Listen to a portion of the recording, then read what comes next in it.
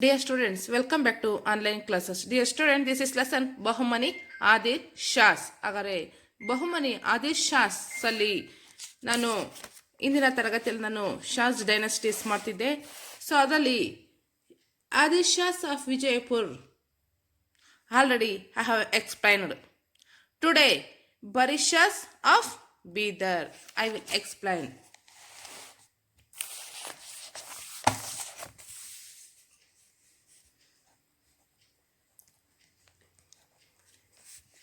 Barishas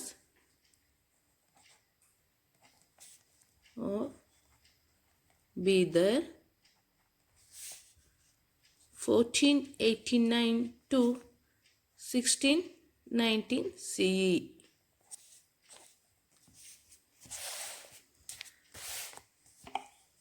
Barishas of Bidar, when Bahmani state was scattered into many provinces, Barishas ruled Deccan's Bidar and other regions around it.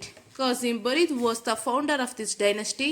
After him, Ibrahim and his brother Qasim, who ruled Bidar, were incompetent kings. And because of their inner conflicts, this dynasty declined. Then Ibrahim, audacious of Bijapur, captured Bidar. Like this, Barisha kingdom was merged into Ibrahim Bijapur state. ಹಾಗಾದ್ರೆ ಮಕ್ಕಳ ಇಲ್ಲಿ ಏನು ಹೇಳ್ತಿದ್ದಾರಪ್ಪ ಅಂದರೆ ಈ ಶಾಸ್ ಮನೆತನದಲ್ಲಿ ಎರಡನೇ ಮನೆತನ ಕಂಡು ಬರುವಂಥದ್ದು ಈ ಬೀದರ್ನ ಬರಿಶಾಹಿ ಮನೆತನಗಳು. ಹಾಗಾದರೆ ಬಹುಮನಿ ರಾಜ್ಯ ಅರ್ಧ ಹಂಚಿ ಹೋಗಿದಂತಹ ಒಂದು ದಾಖಲಿನ ಬೀದರ್ ಮತ್ತು ಸುತ್ತಮುತ್ತಲಿನ ಪ್ರದೇಶವನ್ನು ಆಳ್ದಂಥವ್ರು ಯಾರಪ್ಪ ಅಂದರೆ ಈ ಬರಿಶಾಹಿ ಮನೆತನದವರು. ಹಾಗಾದರೆ ಕಾಸಿಂ ಬರೀದ್ ನೋಡಿ, ಈ ಡೆಕ್ಕನ್ನ ಒಂದು ಬೀದರು ಮತ್ತು ಸುತ್ತಮುತ್ತಲಿನ ಮನೆತನವನ್ನು ಆಳ್ದಂಥವ್ರು ಈ ಬರಿಶಾಹ್ ಆಫ್ ಬೀದರ್. ಹಾಗಾದರೆ ಬೀದರ್ನ ಬರಿಶಾಹಿ ಮನೆತನದವರು. ಹಾಗಾದ್ರೆ ಇಲ್ಲಿ ಯಾರಪ್ಪ? Bidar and other reasons around it ಅಂತ ಹೇಳಿದ್ರು.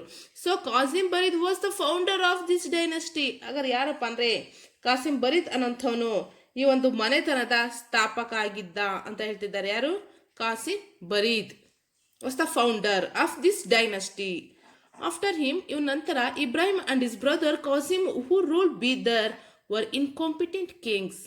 ಹಾಗಾದ್ರೆ ಏನಪ್ಪ ಅಂದ್ರೆ ಈತನ ನಂತರ ಬೀದರನ್ನು ಆಳ್ವಿಕೆ ಮಾಡಿದಂತಹ ಇಬ್ರಾಹಿಂ ಮತ್ತು ಆತನ ಬ್ರದರ್ ಸಹೋದರ ಕಾಸಿಂ ಅನ್ನೋಂಥವ್ರು ಏನಾಗಿದ್ರಪ್ಪ ಅಂದರೆ ಅಸಮರ್ಥರಾಗಿದ್ರು. ಇನ್ಕಾಂಪಿಟೆಂಟ್ ಕಿಂಗ್ಸ್ ಅಂತ ಕೊಟ್ಬಿಟ್ರು. ಅಂದರೆ ಏನಪ್ಪ ಅಂದರೆ ಅಸಮರ್ಥರಾಗಿದ್ರು.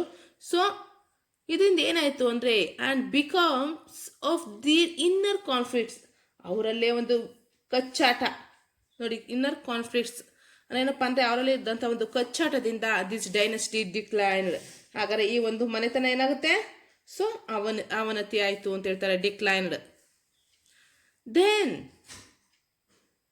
Ibrahim Adil Shah of Bijapur captured Bidar. Like this, Barisha kingdom was merged into Ibrahim's Bijapur state. ಅವ್ರು ಏನಪ್ಪ ಅಂದರೆ ಇವರ ಒಂದು ಕಚ್ಚಡದಿಂದ ಇದೊಂದು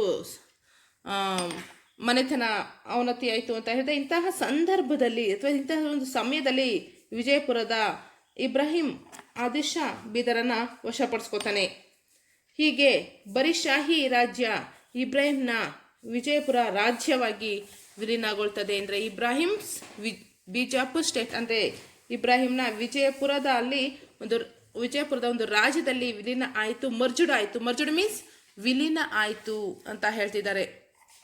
ಹಾಗಾದರೆ ಕುತುಬ್ ಶಾಸ್ ಆಫ್ ಗೋಲ್ಕೊಂಡದ ಕುತುಬ್ ಶಾಹಿ ಮನೆತನ ನೆಕ್ಸ್ಟ್ ಬರುವಂಥದ್ದು. ಹಾಗಾದರೆ ಈ ಬರಿಶಾಹಿ ಮನೆತನದ ಸ್ಥಾಪಕ ಯಾರು ಅಂತ ಹೇಳಿದ್ರು? Was the founder of this dynasty. ಅಂದರೆ ಬರಿಶಾ ಆಫ್ ಬೀದರ್ನ ಡೈನಸ್ಟಿ ಅಂದರೆ ಈ ಒಂದು ಮನೆತನದ ಸ್ಥಾಪಕ Qasim Barid.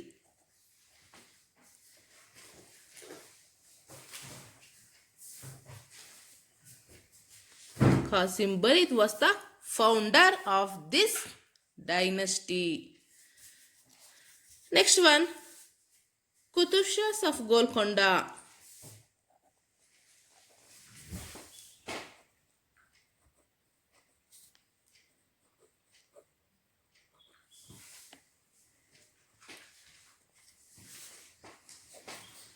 Qutub Shahs of Golconda. So 1512 to 1687 CE. ಹಾಗಾದರೆ ಸಾಶಾ ಇವರು ಎಷ್ಟರಿಂದ ಎಷ್ಟು ತನಕ ಆಳ್ವಿಕೆಯನ್ನು ಮಾಡಿದ್ರಪ್ಪ ಅಂದರೆ ಈ ಕುತುಬ್ ಶಾಹಿ ಮನೆತನ, ಗೋಲ್ಕೊಂಡದ ಕುತುಬ್ ಶಾಹಿ ಮನೆತನ ಅಂದರೆ 1512 to 1687 ಅಂದರೆ 1687 ತನಕನೂ ಸಹ ಈ ಒಂದು ಮನೆತನದ ಒಂದು ಆಳ್ವಿಕೆ ಕಂಡು ಬರ್ತು ಗೋಲ್ಕೊಂಡದಲ್ಲಿ ಅಂತ ಹೇಳ್ತಾ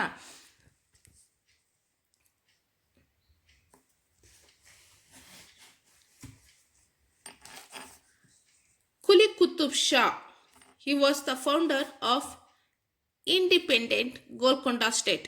He ruled the state with good administration, and in 1543 CE he was killed by his own son.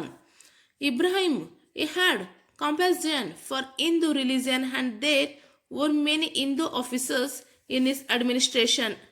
During his ruling, he made Golconda a beautiful city. He changed its capital from Golconda to Hyderabad in 1589 CE.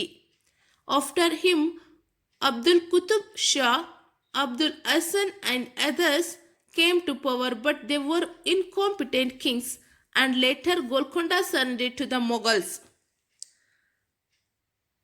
ಹಾಗಾದರೆ ಏನಪ್ಪ ಅಂದರೆ ಈ ಗೋಲ್ಕೊಂಡದ ಒಂದು ಕುತುಬ್ ಶಾಹಿ ಮನೆತನದ ಒಂದು ಬಗ್ಗೆ ಹೇಳೋದಾದ್ರೆ ಕುಲಿ ಕುತುಬ್ ಶಾ, ಯಾರು ಹೇಳಿ ಇವರು? ಕುಲಿ ಕುತುಬ್ ಶಾ ಈತನು ಒಂದು ಸ್ವತಂತ್ರ ನೋಡಿ founder, he was the founder of independent Golconda state. ಏನಪ್ಪ ಅಂದರೆ ಸ್ವತಂತ್ರ ಒಂದು ಗೋಲ್ಕೊಂಡದ ಒಂದು ರಾಜ್ಯದ ಒಬ್ಬ ಸ್ಥಾಪಕ. ಈಗ ನಾನೇನು ಹೇಳಿದೆ, ಇಲ್ಲಿ ಬರೀ ಶಾಹಿ ಮನೆತನಕ್ಕೆ Qasim Barid was the founder ಅಂತ ಹೇಳಿದೆ. So as it is similarly ಏನಪ್ಪ ಅಂದರೆ ಇದು ಅದೇ ಥರನೇ ಸಹ ಈ was the founder of independent Golconda state. ಅಂದರೆ ಇವನು ಏನಪ್ಪ ಅಂದರೆ ಸ್ವತಂತ್ರ ಗೋಲ್ಕೊಂಡ ರಾಜ್ಯದ ಸ್ಥಾಪಕನಾಗಿದ್ದನು ಕುಲಿ ಕುತುಬ್ ಶಾ. ಇವನು ಸುದೀರ್ಘ ಕಾಲ ಉತ್ತಮ ಆಳ್ವಿಕೆಯನ್ನು ನಡೆಸಿ 1543 CE he was killed by his own son. ಅಂದರೆ ಏನಪ್ಪ ಅಂದರೆ 1543ರಲ್ಲಿ ತನ್ನೊಬ್ಬ ಮಗನಿಂದನೇ ಸಹ ಇವನು ಕೊಲೆಯಾಗ್ತಾನೆ. ನೋಡಿ, he was killed by his own son, ತನ್ನ ಮಗನಿಂದನೇ ಸಹ ಇವನು ಹತ್ಯೆಗೀಡಾದ ಅಂತ ಹೇಳ್ತಾ. ಹಾಗಾದರೆ ಇವನು ಯಾರಪ್ಪ ಅಂದರೆ ಇವಸ್ ದ ಇಂಡಿಪೆಂಡೆಂಟ್ ಆ ಒಂದು ಗೋಲ್ಕೊಂಡ ಸ್ಟೇಟ್ನ ಫೌಂಡರ್ ಯಾರು? Quli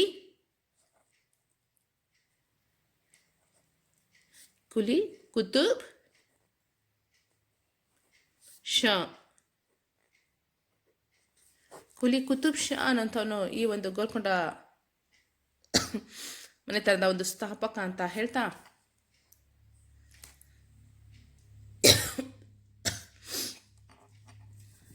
Ibrahim, he had conversion for Hindu religion, and there were many Hindu officers in his administration. During his ruling, he made Golconda a beautiful city. He changed his capital from Golconda to Hyderabad in 1589 CE. ಹಾಗಾದರೆ ಏನಪ್ಪ ಈ ಇಬ್ರಾಹಿಂ ಬಗ್ಗೆ ಹೇಳೋದಾರೆ ನಾವು, ಈತನು ಹಿಂದೂ ಧರ್ಮದ ಬಗ್ಗೆ ಅತ್ಯಂತ ಒಂದು ಸಹಾನುಭೂತಿಯಿಂದ ನೋಡಿ ಕಂಪ್ಯಾಷನ್ ಫಾರ್ ಹಿಂದೂ ರಿಲಿಜಿಯನ್ ಅಂತ ಕೊಟ್ಬಿಟ್ರು. ಅಂದರೆ ಏನಪ್ಪ ಅಂದರೆ ಹಿಂದೂ ಧರ್ಮದ ಬಗ್ಗೆ ಒಂದು ಸಹಾನುಭೂತಿಯುಳ್ಳವನಾಗಿದ್ನು ಅಂತ ಹೇಳ್ತಾ ಈತನು ಆಸ್ಥಾನದಲ್ಲಿ ಹಿಂದೂಗಳೇ ಅತಿ ಹೆಚ್ಚಿನ ಸಂಖ್ಯೆ ಆಡಳಿತಾಧಿಕಾರಿಗಳಾಗಿದ್ರು ಅಂತ ಹೇಳ್ತಾರೆ. ನೋಡಿ, there were many Hindu officers in his administration. ಅಂದರೆ ಹೆಚ್ಚು ಜನ ಹಿಂದೂ ಆಫೀಸರ್ಸ್ಗಳೇ ಸಹ ಇವನ ಒಂದು ಆಡಳಿತದಲ್ಲಿ ಇದ್ರು ಅಂತ ಹೇಳ್ತಾ during his ruling he made Golconda A beautiful city ಅಂತ ಹೇಳ್ರಪ್ಪ. ಅಂದರೆ ಏನಪ್ಪ ಅಂದರೆ ಈತನು ತನ್ನ ಆಳ್ವಿಕೆಯಲ್ಲಿ ರಾಜಧಾನಿಯಾದಂಥ ಗೋಲ್ಕೊಂಡವನ್ನು ಒಂದು ಸುಂದರ ನಗರವನ್ನಾಗಿ ನಿರ್ಮಿಸ್ತಾನೆ. He change his capital from Golconda to Hyderabad in 1589 CE. ಅಂದರೆ ಏನಪ್ಪ ಅಂದರೆ ಸಾಶಾ ಒಂದು 1589ರ ಒಂದು ವೇಳೆಯಲ್ಲಿ ಇಬ್ರಾಹಿಂನು ತನ್ನ ರಾಜಧಾನಿಯನ್ನು ಗೋಲ್ಕೊಂಡದಿಂದ ಹೈದರಾಬಾದ್ಗೆ ವರ್ಗಾಯಿಸ್ತಾನೆ. ಇಲ್ಲಿಂದ ಗೋಲ್ಕೊಂಡ ಟು ಹೈದರಾಬಾದ್. ಹಾಗಾದರೆ ಗೋಲ್ಕೊಂಡದಿಂದ ಹೈದರಾಬಾದ್ಗೆ ತನ್ನ ರಾಜಧಾನಿಯನ್ನು ವರ್ಗಾಯಿಸ್ತಾನೆ ಅಂತ ಹೇಳ್ತಾ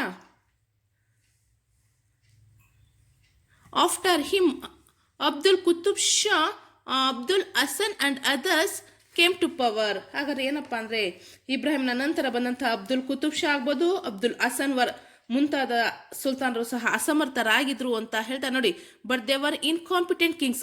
ನಂತರ ಬಂದಂಥವ್ರು ಇವರಿಬ್ಬರು ಸಹ ಇನ್ಕಾಂಪಿಟೆಂಟ್ ಕಿಂಗ್ಸ್ ಅಂದೇನು ಅಸಮರ್ಥರಾಗಿದ್ರು. ಸೊ ಇದರಿಂದ ಏನಾಗುತ್ತಪ್ಪ ಅಂದರೆ later Golconda surrendered to the Mughals. ಹಾಗಾದ್ರೆ ಏನಾಗುತ್ತೆ ಅಂದರೆ ಗೋಲ್ಕೊಂಡವು ಸಹ ಮೊಘಲರಿಗೆ ಶರಣರಾಗೋಯ್ತು. ಅಂದರೆ ಮೊಘಲ್ಸ್ಗೆ ಏನಾಯಿತು, ಸರೆಂಡರ್ ಆಗೋಯ್ತು. ಸೊ ಯಾಕೆ ಅಂದರೆ ಇವನು ಇಬ್ರಾಹಿಂನ ನಂತರ ಬಂದಂತಹ ಅಬ್ದುಲ್ ಕುತುಬ್ ಶಾನರು ಆಗ್ಬೋದು, ಅಬ್ದುಲ್ ಹಸನರು ಆಗ್ಬೋದು, ಇವರಿಬ್ಬರು ಸಹ ಅಸಮರ್ಥರಾಗಿರು. ದಟ್ ಮೀನ್ಸ್ ಇನ್ಕಾಂಪಿಟೆಂಟ್ ಕಿಂಗ್ಸ್ ಆಗಿದ್ರು. ಸೊ ಇದರಿಂದ ಏನಾಯಿತು, ಗೋಲ್ಕೊಂಡ ಏನಾಯ್ತಪ್ಪ ಅಂದರೆ ಸರೆಂಡರ್ ಟು ದ ಮೊಘಲರಿಗೆ ಸರೆಂಡರ್ ಆಗೋಯ್ತು, ಮೀನ್ಸ್ ಶರಣಾಯಿತು ಅಂತ ಹೇಳ್ತಾ ಇಲ್ಲಿಗೆ ಇವತ್ತಿನ ಒಂದು ಪಾಠವನ್ನು ಮುಗಿಸ್ತಾ ಇದ್ದೀನಿ dear students. You watch the video twice or thrice. I hope you better understood. Okay, thank you very much.